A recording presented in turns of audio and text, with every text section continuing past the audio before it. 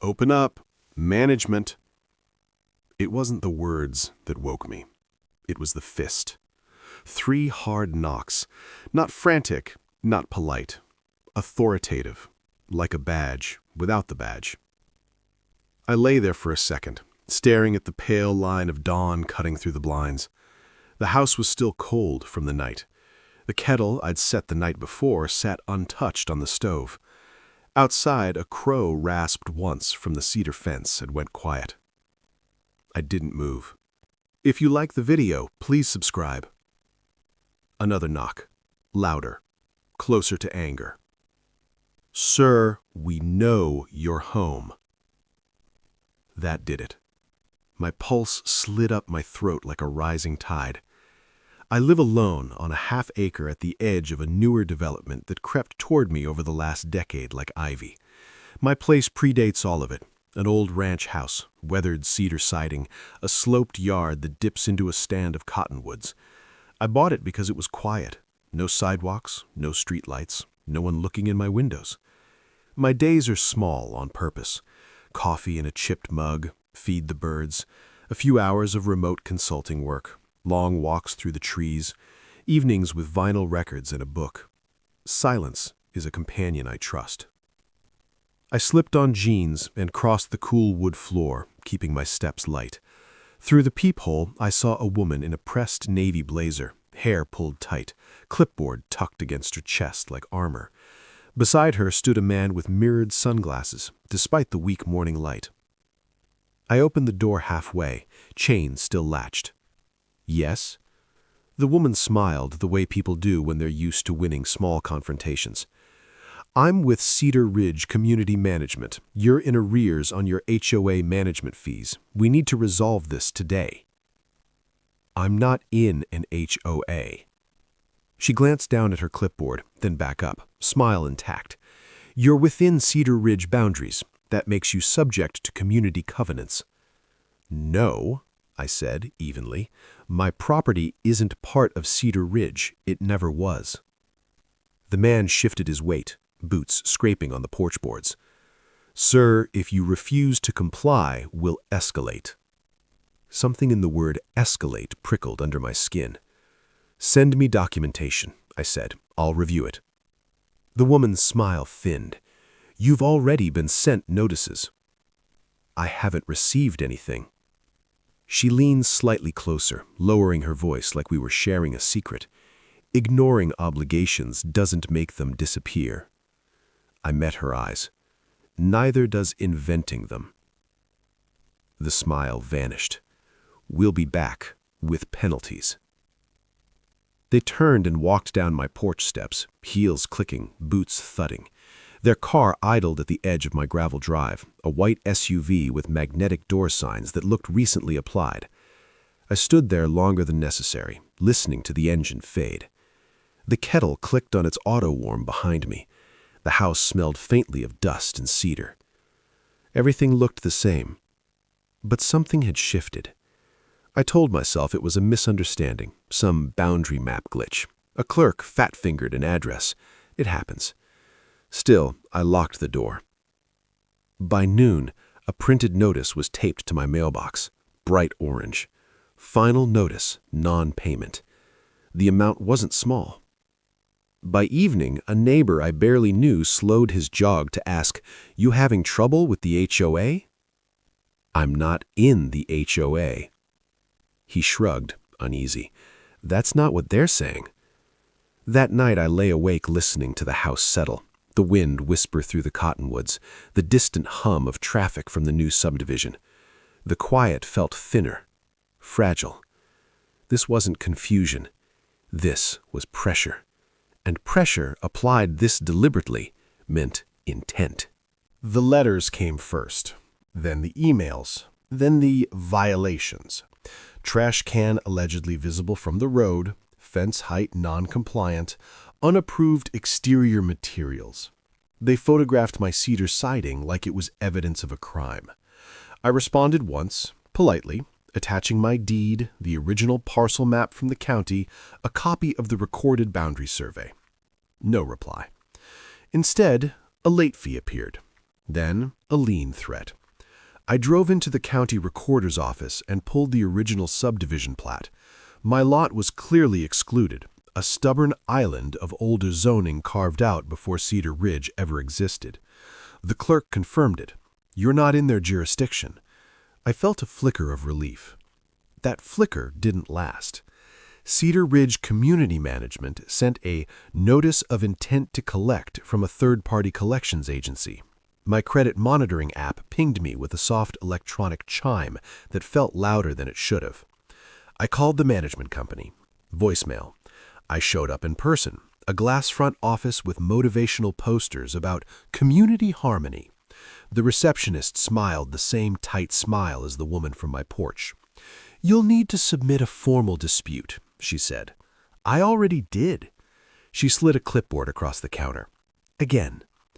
Weeks passed. More notices, more penalties. The numbers grew like mold. Neighbors stopped waving. One afternoon, I overheard two residents talking near the mailboxes. "He's the one refusing to pay," a woman said, "holding up our budget." I felt like a stain people avoided touching. I kept my voice calm. I documented everything.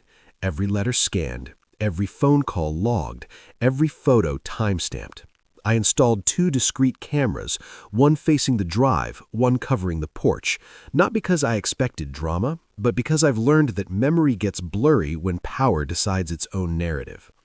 Then the tow truck came. I was standing at the window when the orange lights flickered across my living room wall like a slow emergency. A man in a reflective vest was hooking chains under my truck. I ran outside. "What are you doing?" He didn't look up. "Vehicle seizure for unpaid HOA fines." "That's not legal. That's my property." "Take it up with management." I called the sheriff. By the time a deputy arrived, the truck was already lifted halfway. The deputy listened, neutral, then said, "This looks like a civil dispute." The tow operator smirked, barely. I watched my truck roll away like a limb being amputated. For the first time, anger punched through my ribs. But underneath the anger was something colder. Focus. I dug deeper into Cedar Ridge's filings, their board members, their management contracts, their vendor relationships. A pattern emerged. The same towing company used exclusively, the same collections agency, the same attorney filing aggressive liens on marginal properties near the development boundary. Then I found something odd in a zoning appeal document from 2 years back, a failed attempt by Cedar Ridge to annex my parcel during a proposed expansion. It had been denied by the county due to environmental easements near the cottonwoods. Denied. But that didn't stop them from trying to behave as if it had succeeded. I reached out to an old friend, Marcus, a land use attorney I'd helped years earlier with some technical consulting. He reviewed the documents quietly, then exhaled. "This is bad. For them. Fraud bad? Systemic abuse bad. We filed formal complaints with the county, the State Consumer Protection Office, and the Towing Oversight Board. Quietly, methodically. Meanwhile, Cedar Ridge escalated. They posted a public delinquency notice on the community board. My name, my address, a fabricated balance. Someone left a note in my mailbox. Pay your bills. Sleep got thin. My house felt watched, even when it wasn't. Then came the certified letter. Notice of foreclosure proceedings based on lien enforcement. It was absurd and terrifying. For one long night, I sat at my kitchen table under the warm hum of the overhead light, staring at the paper. The quiet pressed in on me like water. This was the moment where people panic, where they lash out or fold. Instead, I made tea. Let the steam fog my glasses, slowed my breathing until my hands steadied. Marcus and I made a plan. I let them think they were winning. I stopped responding. I didn't contest the next notice. I let the silence work on them. They grew bolder. 2 weeks later, the same woman from the porch came back, this time with the mirrored sunglasses man and a third person carrying a tablet. They didn't knock. They started photographing the house. I stepped outside, phone recording openly. "You're trespassing," I said. The woman smiled again, wider this time, confident. "We're documenting assets prior to enforcement. You have no authority here." She gestured toward the tablet. We have documentation. Show me. She hesitated just long enough. Then she said, "You'll see it in court." I nodded slowly. Good. That evening, Marcus forwarded me something beautiful. The county had completed their investigation. Cedar Ridge had been falsely asserting jurisdiction over at least 5 properties bordering their development, collecting fees, imposing fines, coordinating improper tows, and misrepresenting legal authority.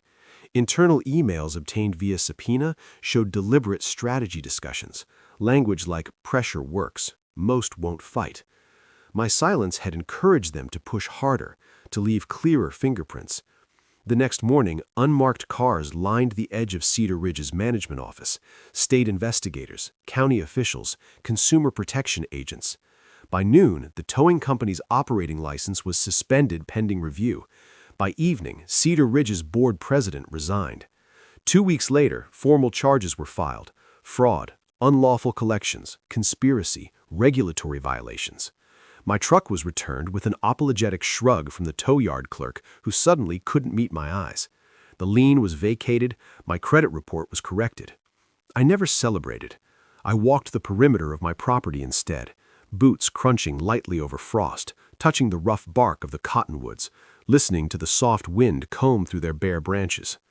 Quiet came back slowly, like an animal testing whether it was safe to return. One morning, weeks later, I poured coffee into my chipped mug and stood on the porch watching sunlight spill over the yard. No clipboards, no orange notices, no engines idling at my gate. Just birds, just wind, just my own breathing. Power doesn't always look like shouting or fists or flashing lights. Sometimes it wears a blazer and a smile and counts on you staying small. I didn't become louder. I became steadier.